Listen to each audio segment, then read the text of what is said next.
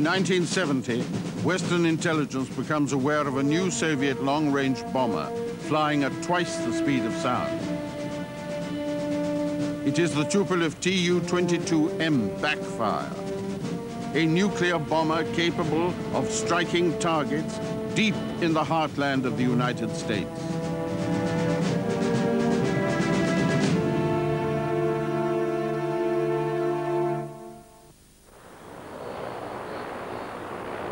In 1955, Western defense experts saw the new Soviet heavy bomber, the Tu-95 Bear, for the first time. At first, they didn't take it seriously. Any aircraft with propellers in the mid-50s was considered to have no chance of competing with America's mighty B-52. But the Bear had very long range, and for the time, it was fast. It was not to be ignored. Tsargy, the Central Aero and Hydrodynamics Institute in Moscow, is the Russian equivalent of NASA. It has a range of wind tunnels of varying sizes, subsonic to hypersonic. In the 1950s, its comprehensive test facilities were committed to finding ways of propelling aircraft faster. Before Joseph Stalin died in 1953, he placed great emphasis on the development of a Soviet intercontinental strategic bomber force. The Myasishchev Bureau attempted to respond to Stalin's pressure for a jet bomber to match the American B-47 and B-52, but large Soviet jet engines were not well enough developed at the time to give the necessary range. Even so, Western experts believed that Soviet Bears and Bisons were a direct threat to the United States.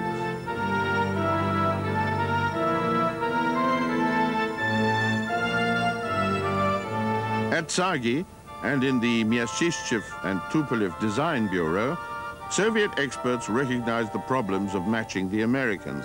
They were well aware of the limitations of Soviet jet technology. Tupolev had achieved intercontinental range with the Tu-95 Bear by using turboprops rather than pure jets. But even though the Bear was the fastest propeller-driven aircraft in the world, it was still almost 100 miles an hour slower than the B-52. If the Soviet Union was to compete as a genuine intercontinental bomber power, the problem of combining high speed and long range would have to be solved. In late 1956, America's first supersonic bomber appeared. It was the Convair B-58 Hustler, with a delta wing and 4 General Electric jet engines that gave it a combined thrust of more than 60,000 pounds. It was by no means a strategic weapon. Its range was only 2,500 miles, but it could fly twice as fast as the B-52. It was a sophisticated aircraft from a country with a broad base of high technology.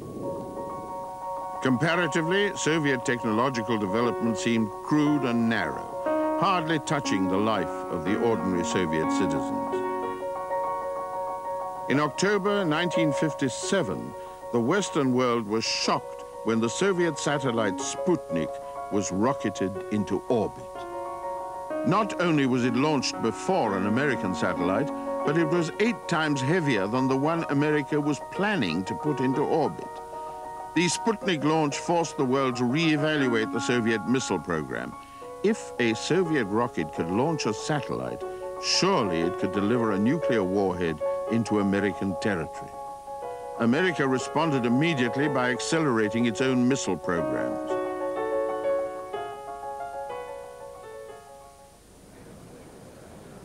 Soviet Foreign Minister Gromyko met with US Secretary of State Dulles in Washington. Among topics they discussed was Khrushchev's offer to the US to bring satellites and pilotless missiles under international control.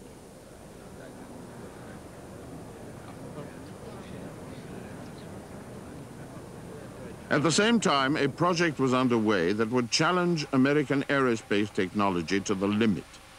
It was the XB-70 program to develop an intercontinental bomber that could cruise for great distances at 3 times the speed of sound. Such an aircraft could not be touched by any known defense system.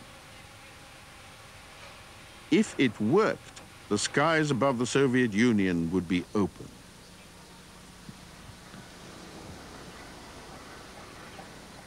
The Soviets had their own experimental long-range high-speed bomber. It was the M50 from the Myasishchev Design Bureau. NATO became aware of the M50 in 1958 and gave it the code name Bounder. It was an extraordinary-looking aircraft, using the same delta wing and tail combination as the MiG-21. Myasishchev's previous attempt at an intercontinental bomber, the Bison, had not been able to achieve genuine long range. Soviet jet engines were not well enough developed to be fuel efficient. At the time Stalin ordered work on the intercontinental bomber, Vladimir Myasishchev reluctantly agreed to use the underdeveloped Soviet jets, while Tupolev chose to use turboprops for the Tu-95 Bear. 4 years later, the Myasishchev Bureau once again found themselves working beyond the state of the art. The object in this case was to use the new Solovyov engines, combined with an extremely low drag airframe to give much better range than its predecessor, the Bison.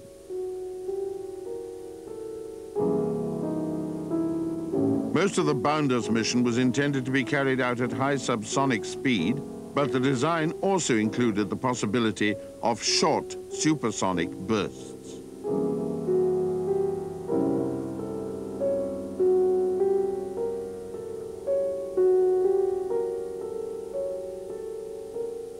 The Bounder was a massive aircraft, more than 180 feet long. Its wingspan, because of the delta shape, was not nearly as great as the Bison or the B-52, but its loaded weight was 300,000 pounds.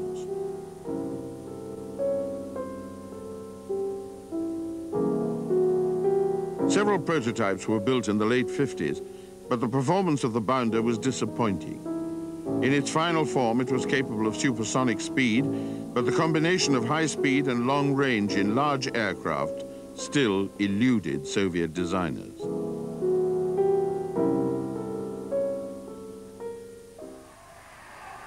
At the end of the 1950s, the uneasy balance between the Soviet Union and the West was disturbed. In Cuba, on the 16th of January 1959, Fidel Castro's forces seized power from the government of Fulgencio Batista. Within hours of the takeover, the United States formally recognized the new Cuban regime.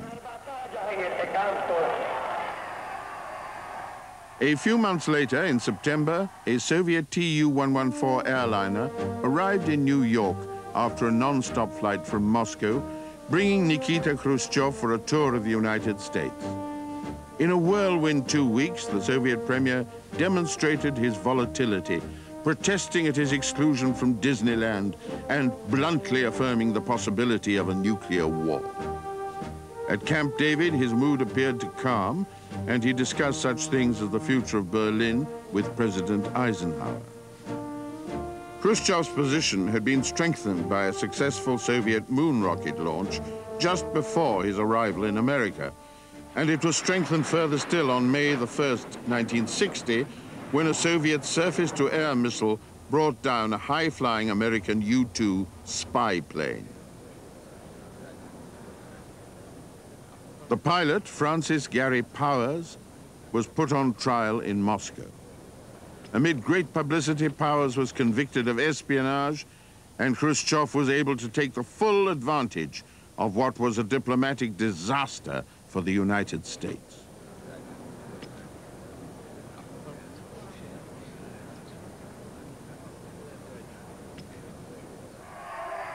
Nikita Khrushchev now had an ally in power just off the coast of the United States. And when John Kennedy was elected to the presidency in November 1960, he faced an international situation that was becoming extremely difficult. As well as Cuba, Kennedy inherited from Dwight Eisenhower the festering problem of Berlin. And the run of Soviet propaganda victories leading up to Kennedy's election was not about to end.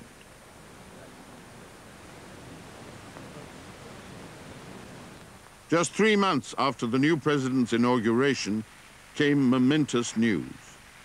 The Soviet Union had put the first man into space and brought him back alive. Yuri Gagarin had orbited the Earth in a 10,000-pound satellite called Vostok. The Red Square May Day parade in 1961 was different from those of the past. This one had a definite space motif and an air of great celebration.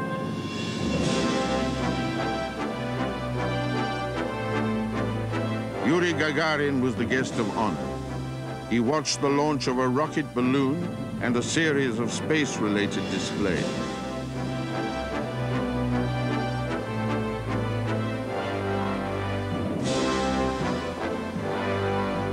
Again, Western powers were forced to cope with the fact that Soviet rocket technology had beaten them to another major achievement in space.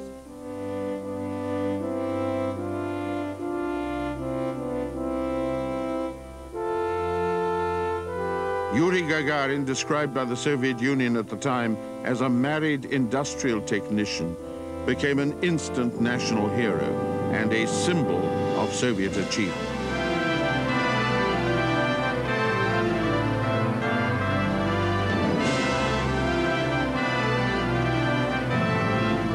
The May Day news from Cuba was no better for the West. Just a week after the abortive Bay of Pigs invasion, Castro formally announced that Cuba was a socialist nation and that there would be no more elections. The ties between Castro and Khrushchev were becoming firmer.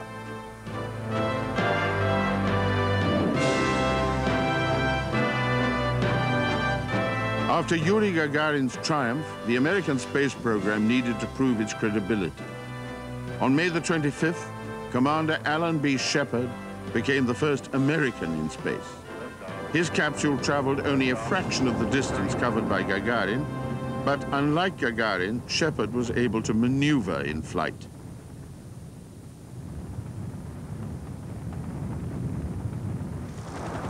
When he landed in the Atlantic Ocean near the Bahamas, he was in excellent condition.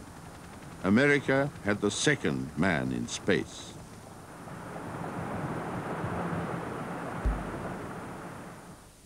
On July the 21st, Captain Virgil Grissom became the third.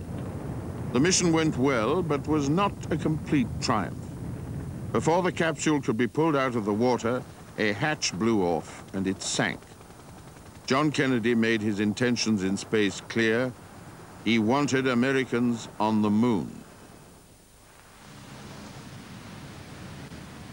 At a two-day summit in Vienna, Kennedy and Khrushchev disagreed sharply over the future of Berlin.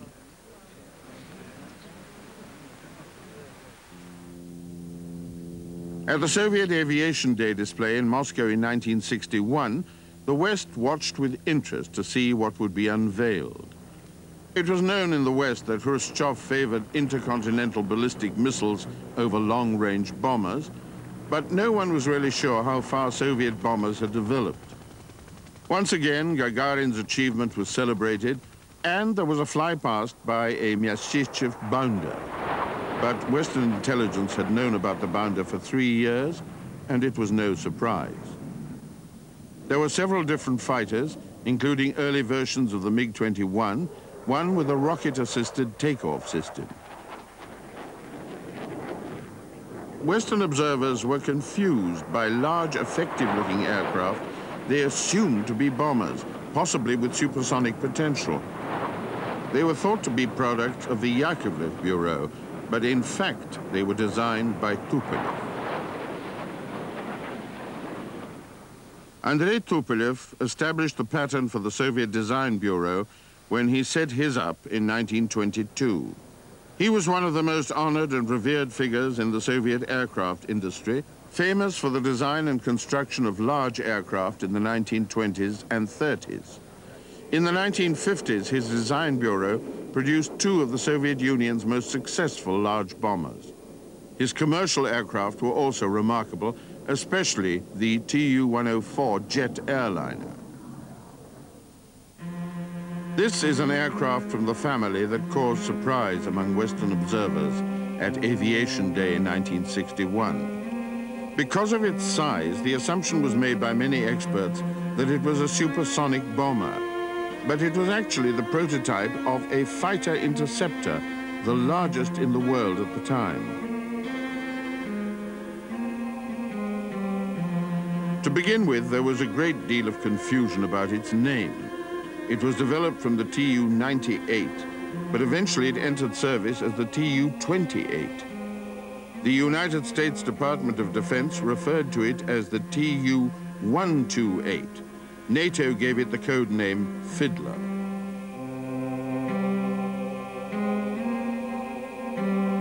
It was 90 feet long.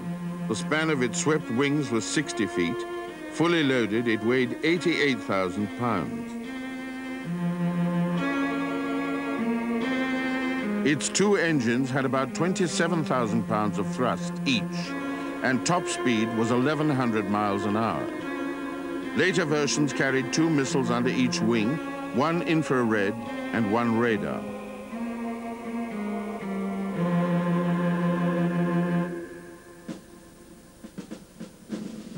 The primary task of the Fiddler was to intercept enemy strategic bombers, reaching them as far as possible from their target and destroying them before they could launch their standoff missiles.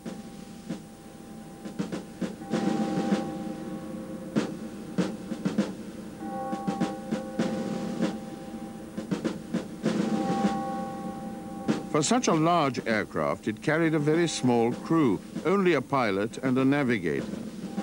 Fiddlers were still active in the middle 1980s, some of them patrolling the Arctic, on the lookout for any NATO intrusions into Soviet airspace.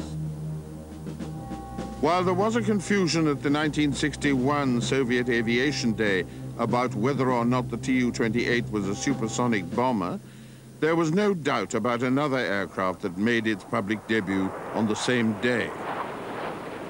The Tu-22 Blinder was the first Soviet bomber genuinely capable of supersonic speeds.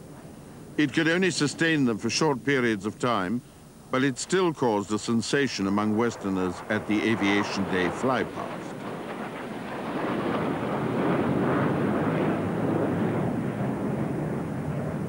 Work on the Blinder began in 1955.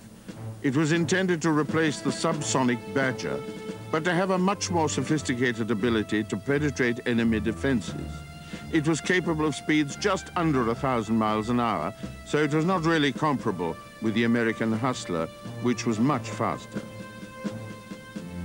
Like the Myasishchev Bounder, the Blinder's performance was disappointing, but it was by no means disastrous. At first, Western authorities overestimated its ability, but the Soviet Air Force did not. Only about 250 were built, which is a very small production run by Soviet standards.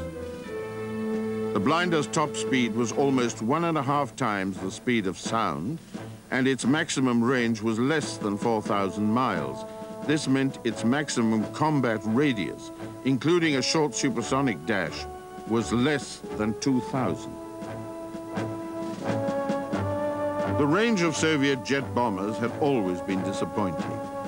By the early 60s, there was still no genuine intercontinental Soviet jet bomber. Somehow, Soviet engine designers had not been able to match America in producing engines that developed both power and range.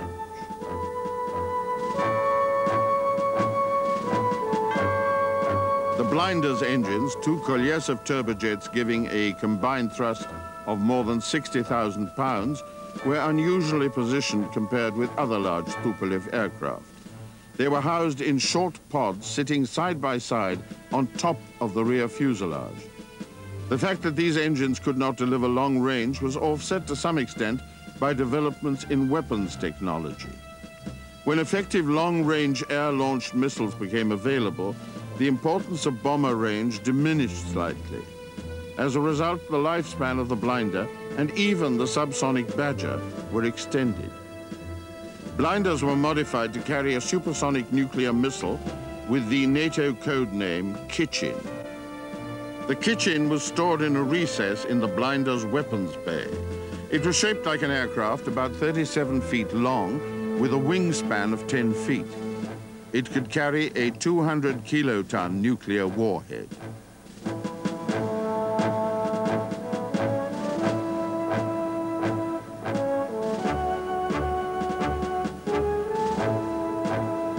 In spite of their disappointing performance, Blinders have had a long career, serving with the Red Air Force and the Soviet Navy.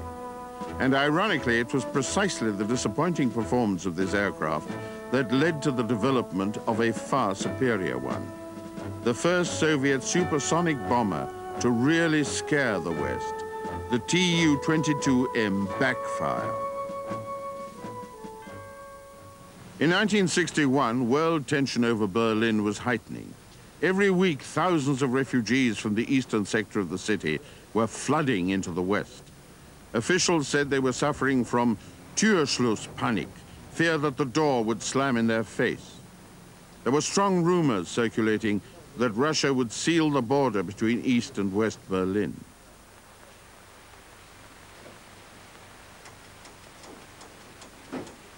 In Moscow, Premier Khrushchev announced a massive increase in the Soviet defense budget. In America, President Kennedy announced an almost identical one.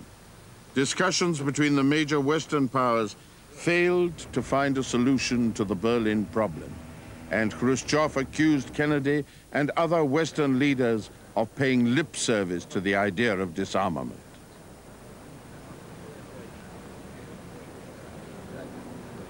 In August 1961, the Türschluss panic experienced by East Germans was suddenly justified. The door was slammed in their faces.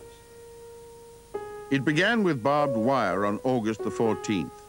Then, a wall constructed with great speed from prefabricated blocks of concrete was raised across the city. East German soldiers, armed with machine guns, stopped any movement between East and West. 50,000 East Berliners could not go to their jobs. Families were literally divided overnight.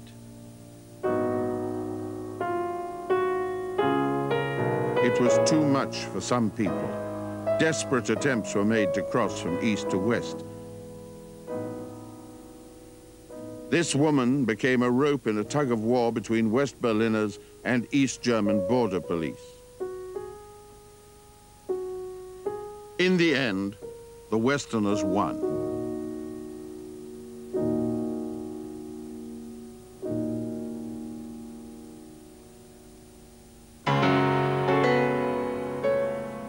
Other East Germans made desperate dashes at the barbed wire on top of the wall. Many failed, but some made it through.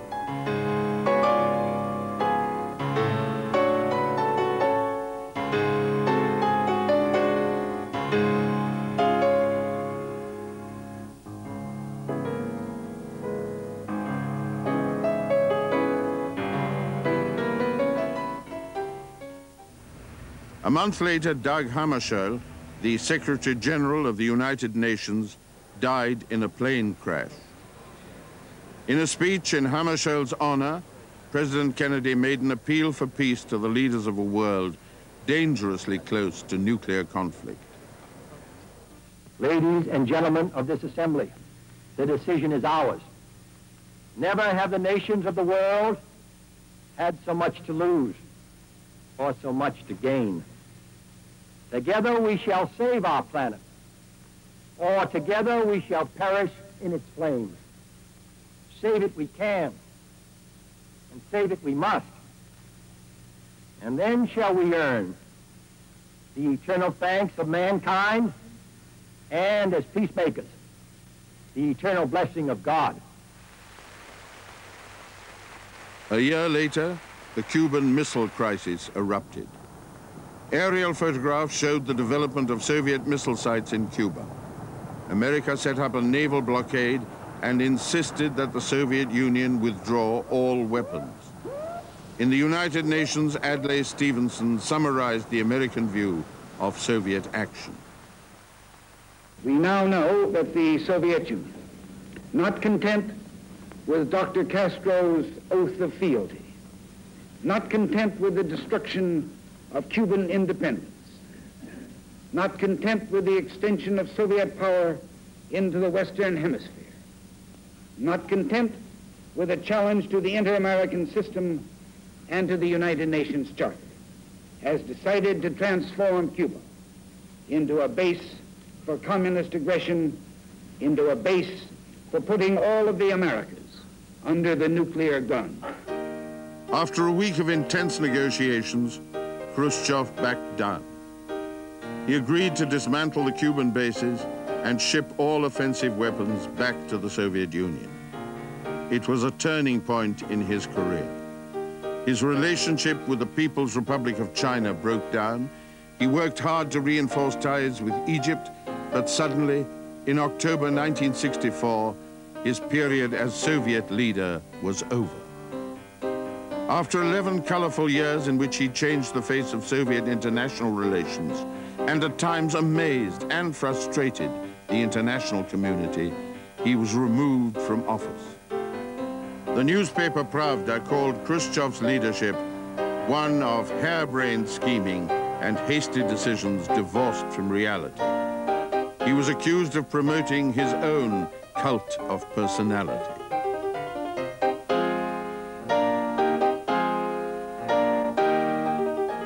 He was replaced as party secretary by Leonid Brezhnev, known to Western diplomats as the Red in the gray flannel suit. Alexei Kosygin took over as Soviet premier. The international community was surprised by the change, but expected Brezhnev to continue a policy of peaceful coexistence with the West.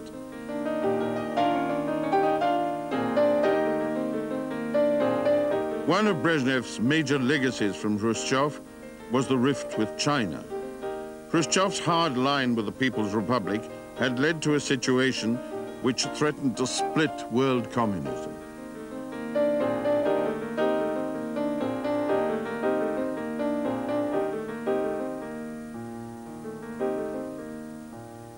Khrushchev was also the first Soviet leader to denounce Stalin, but within 6 months, Stalin was being praised again in Moscow.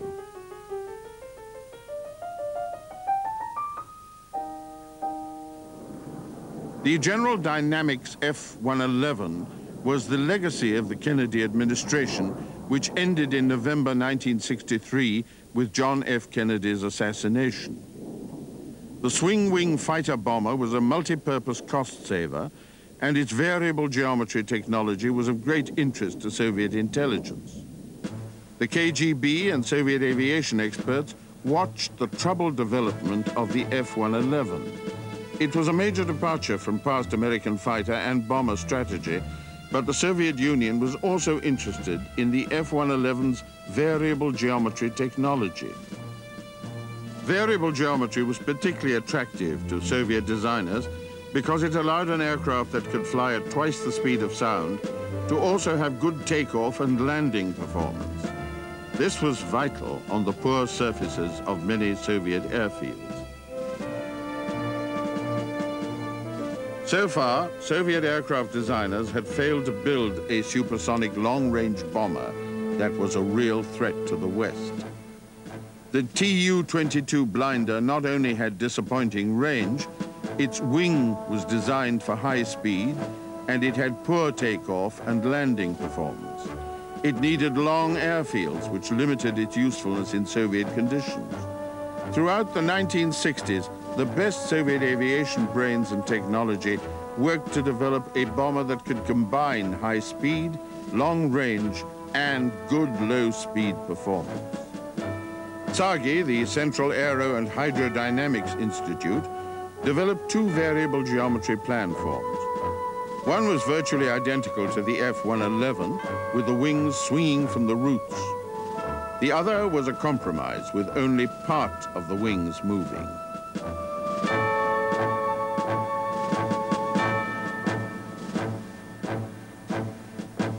Soviet aviation technology made great advances in the 1960s. In July 1967, there was a perfect opportunity to show them off to the world.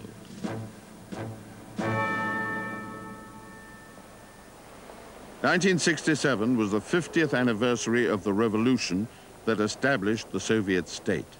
A great air show was held at Domodedovo outside Moscow. Military and diplomatic guests from all over the world were invited to attend as observers. It was a spectacular exhibition. A Tupolev blinder flew past, and fighters performed formation aerobatics.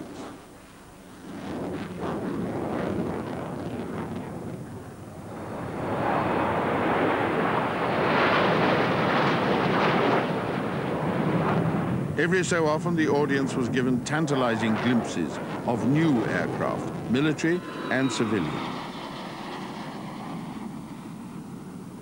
The great crowd watched the skies, not knowing what to expect next. On the ground and in the air, the surprises kept on coming. Military transport aircraft, bigger than any others in the world, disgorged amazing amounts of men and equipment.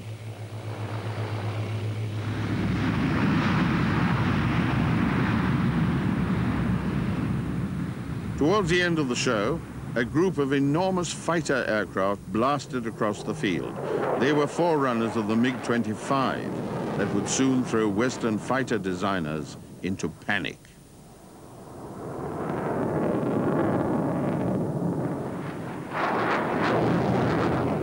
But in all this richness of aviation achievement, there was still no new supersonic bomber. This is the Tupolev Tu-22M. When NATO first became aware of early versions in 1969, they gave it the code name Backfire. At the time, it appeared to be the long-range supersonic bomber the Soviets had been striving for 15 years.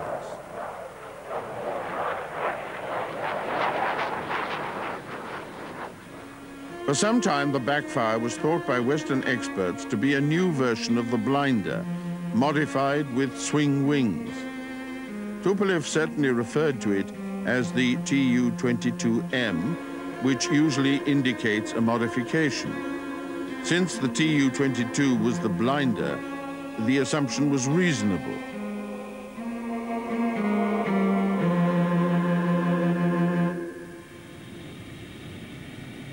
In fact, the Tu-22M was not a modification. It was a completely new aircraft. For administrative and financial reasons, it was more convenient for the Tupolev Bureau to assign it an M designation than to treat it as a new design. But the first version, known to NATO as Backfire A, was not a major improvement over the blinder. Extensive redesign had to be carried out before the Backfire B went into production.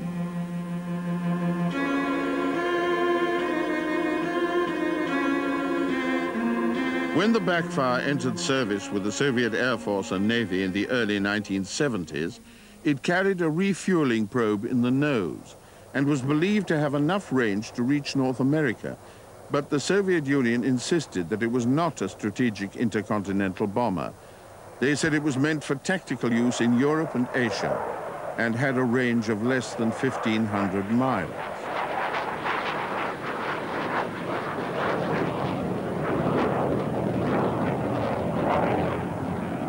In the strategic arms limitation talks between America and the Soviet Union in 1975, the Backfire became a major issue. Soviet denials of the Backfire's intercontinental range were met with skepticism. Soviet negotiators agreed to remove the refueling probe, and the Backfire was exempted from classification as a strategic weapons delivery system. The refueling probes on Backfire Bs were removed, but many Western experts believed they could be replaced at any time.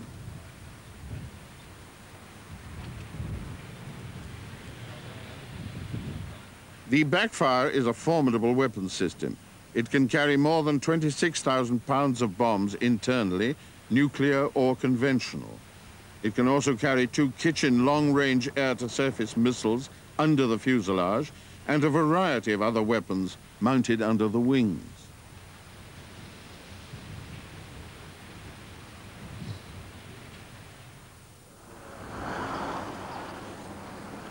In the late 70s, there was discussion in military circles about Soviet attitudes to a war in Europe. It was clear that the Kremlin could use the backfire to strike NATO's nuclear resources or the railheads, harbors, and airfields that supported its conventional forces.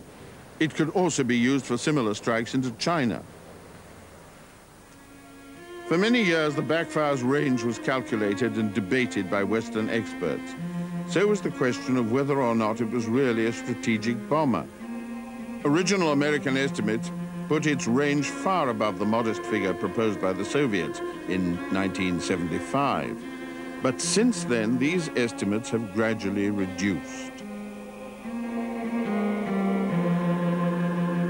The calculation of range depends on many things: the speed of the mission, its altitude, and the weight of weapons carried. Latest estimates give the backfire a radius of action of about 2,000 miles with a nominal internal bomb load.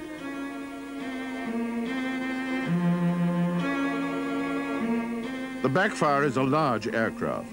Its maximum takeoff weight is almost 280,000 pounds. It is a true supersonic bomber, but it's not capable of reaching the magic Mach 2, twice the speed of sound.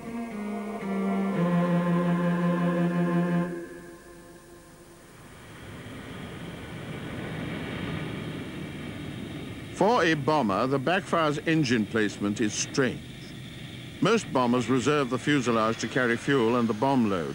The backfire is designed more like a fighter than a bomber, with its engines and intakes occupying fuselage space. This means that when the backfire is carrying heavy weapon loads, it has to reduce fuel, and therefore its potential range drops. Soviet designers have always tried to build aircraft that can land on rugged airfields. The backfire is an exception. It needs smooth, high-grade surfaces.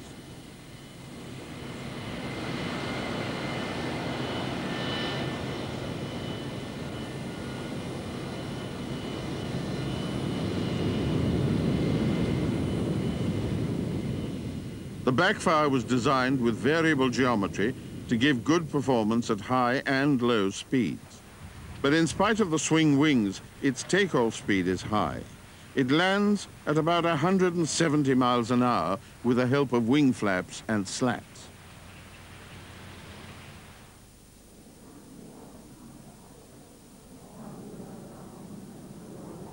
In post-Soviet Russia, the backfire has come full circle. 20 years ago, it was an object of fear in the West. Conflicting information intensified its threatening image. Now it's up for sale.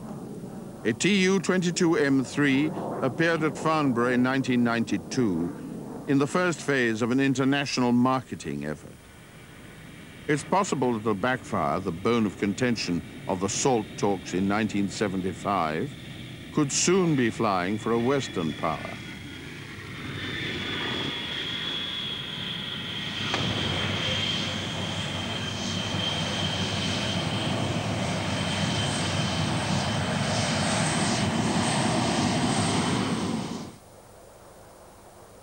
On the 23rd of December 1974, a spectacular American bomber taxied out for its first flight. It was the Rockwell B-1.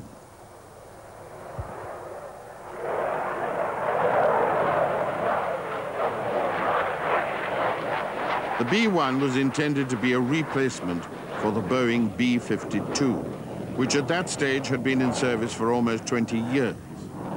The B-52 was a high-altitude bomber capable of high subsonic speeds. Because it had been in service for so long, Soviet strategic defense systems were almost completely geared to counter its threat. The B-1 was designed to attack at supersonic speeds, and it was designed to approach a target at low level. it would be able to penetrate Soviet airspace under defensive radar systems, flying so low that surface-to-air missiles would be useless against it.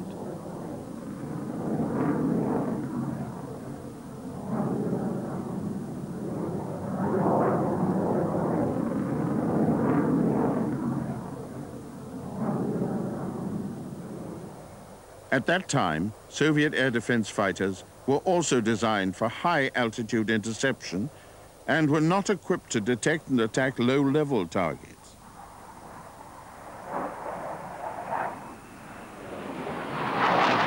The B-1 was intended to be a genuine supersonic strategic bomber with intercontinental range. It was exactly what the Soviet Union had been attempting to develop for 20 years.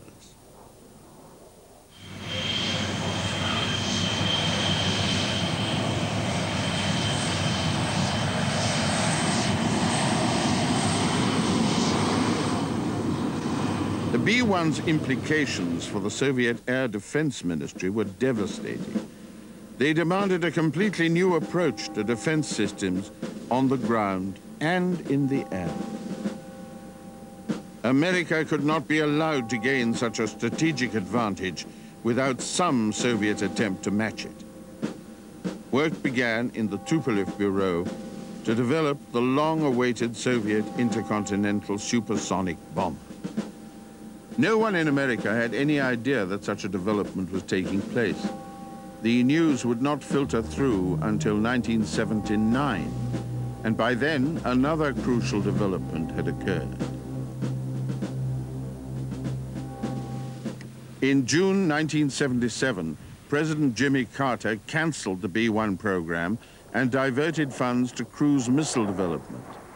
But when Ronald Reagan was elected, he ordered the production of 100 B-1Bs, a less complex, slower version of the B-1.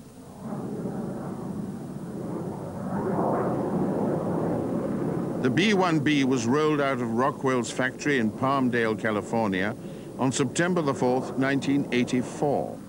It was very different from the B-1. It retained the B-1's variable geometry wing, but new construction materials had reduced its radar cross-section.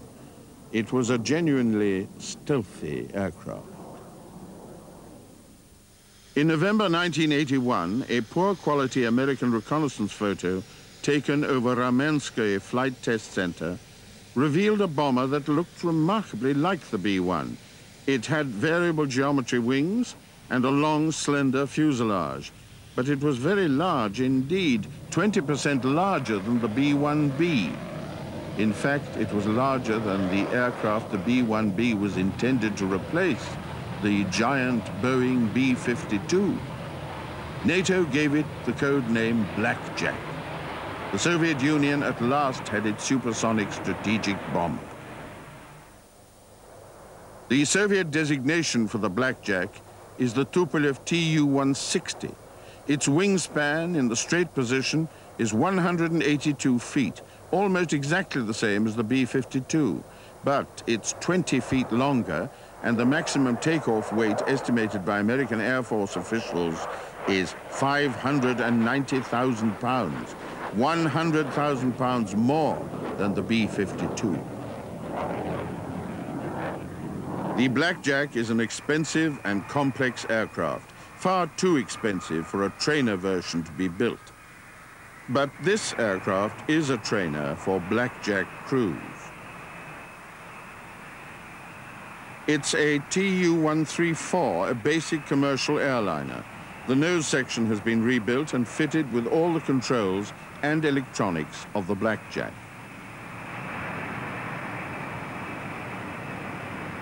The Tu-134UBL is a relatively inexpensive way of preparing crews to fly Russia's most expensive and complex aircraft. And its exaggerated pointy nose is an object of great curiosity to the crowds at Russian Air Force air shows.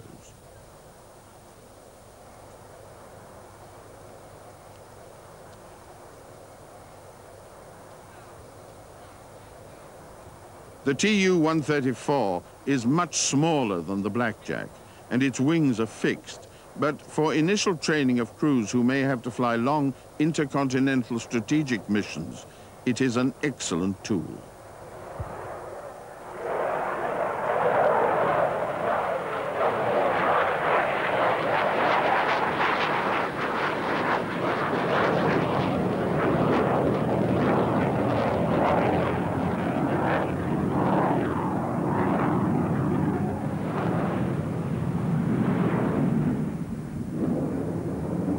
The Blackjack became operational in 1988. In the spirit of perestroika, the Soviet Air Force invited the then American Secretary of Defense, Frank Carlucci, to examine one at close quarters. Carlucci and his senior military aide were allowed to spend 15 minutes inside a Blackjack, asking detailed questions about its performance and getting quite a lot of answers. At the end of the inspection, the Secretary's opinion was that the Blackjack was a very effective piece of military equipment.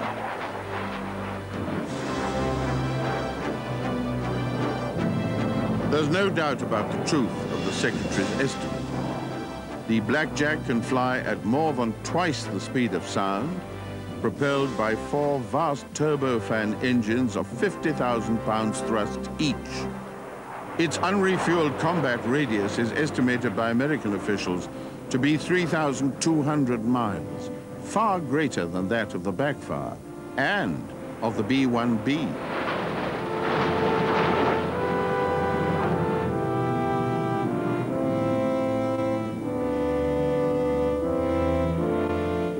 When Frank Carlucci inspected the Blackjack in 1988, the Soviet Air Force intended to produce 30 aircraft a year by the early 1990s. But since then, the breakup of the Soviet Union and the collapse of the Russian economy has cast doubt on the future of all Russian high-tech military aircraft.